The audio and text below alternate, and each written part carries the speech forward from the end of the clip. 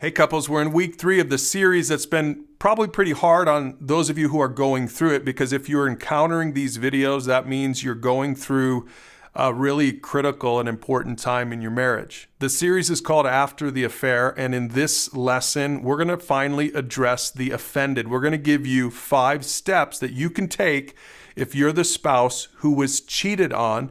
Now, in the last lesson, we talked about the left side of this image, the 5 steps that the offender needs to take. The person who had the affair needs to own up. They need to seek counsel. They need to have a talk with you. They need to be humble, and they need to be willing to work hard to earn that trust back. But for you, the offended, you also have a part to play. And your first step is to breathe. Yeah, a lot of times we forget this important step of just recognizing it's okay to just stop and just need a few days, maybe weeks, whatever that is for you, of just processing information that maybe came to you, depending on if you discovered it, if you found a text message, if you caught your spouse somewhere. Sometimes even the person in the affair maybe calls you and says, I've been seeing your spouse, whatever the case may be.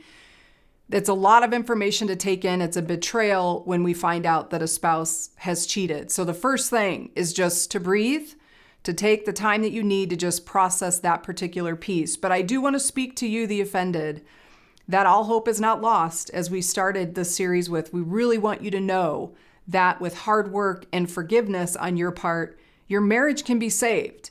Your marriage does not have to be over. So I want you to hear that in the breathing moment step, that you don't get caught up in the all hope is lost, that you really can have a mindset of there is a chance for us to build something even better after this. And now the next step for you, just like for your spouse, is to seek counsel. You also need to go to wise people who are for your marriage, people that you can trust, who can be a confidant for you in this important time. The seeking counsel part is going to be such an important step for you as the offended.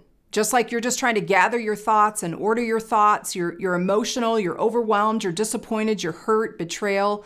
Seeking counsel for you is you need someone to process with. You even need to think through before you're having major conversations with your spouse. How much information do I want to know about maybe the physical part of the relationship?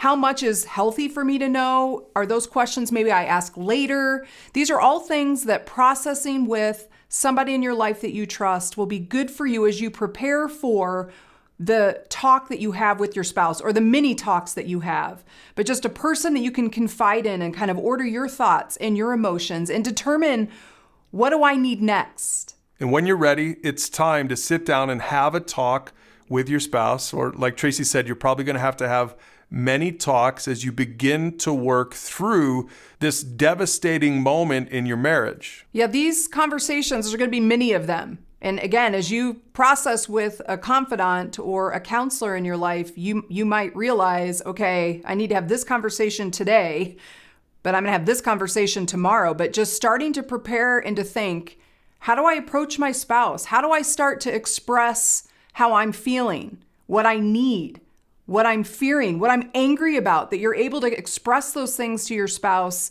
in a productive way. We're not encouraging people to say horrible, mean things, yell and scream and throw things here, but to have some conversations where you can be honest with your spouse about how hurt you are, what this betrayal means to you, and what you're going to start to need from your spouse. And that's the fourth thing. You need to be clear about your expectations and how your spouse can begin to earn your trust back. If you don't give your spouse those practical items, it might take you a while to think about what those are. If you don't help your spouse with how he or she can earn your trust back, then there's not going to be any moving forward. Yeah, so this step is really important, because if for the offender, they're working hard at earning your trust. So for you as the offended, you need to be able to say, here's what I need to see from you today. I need to see and know for sure with confirmation that you've ended the other relationship. For a lot of couples, it's helpful for them to see them send a text or an email or to make a phone call and you're sitting right there. You hear the whole thing to know like, okay, they've at least taken that step of ending the relationship. Okay, now tomorrow, here's what I might need. I need access to your phone at all times. Or I want you to bring me your phone and show me, like I haven't had any communication with this other person, whatever it may be. But just starting every day saying, here's what I need to see from you today, to know that you're working towards saving our marriage rather than trying to destroy it or just being apathetic towards it. So being clear about specific ways they could start earning your trust is really important in this stage. And we've already revealed that fifth and final step, and it might be the most important one. If you've been offended by this terrible thing, you need to be willing to extend forgiveness. If you don't extend forgiveness at some point, if you can't bring yourself to that, then there probably really isn't any hope for your marriage. Yeah, your spouse is working really hard to earn trust. And for you, forgiving is hard too. But if you want to save your marriage, if you want there to be hope after this affair, then it really is going to require you. And it might be every hour. It might be every time the thought comes into your mind that you just choose to forgive. And forgiveness doesn't mean that you trust him. Forgiveness doesn't mean that you've wiped the slate clean and you're letting him off the hook. It's no big deal. No. Forgiveness just means I'm not going to hold this over your head. I'm not going to punish you every day. I'm going to give you an opportunity to start earning my trust, to have a second chance, so to speak.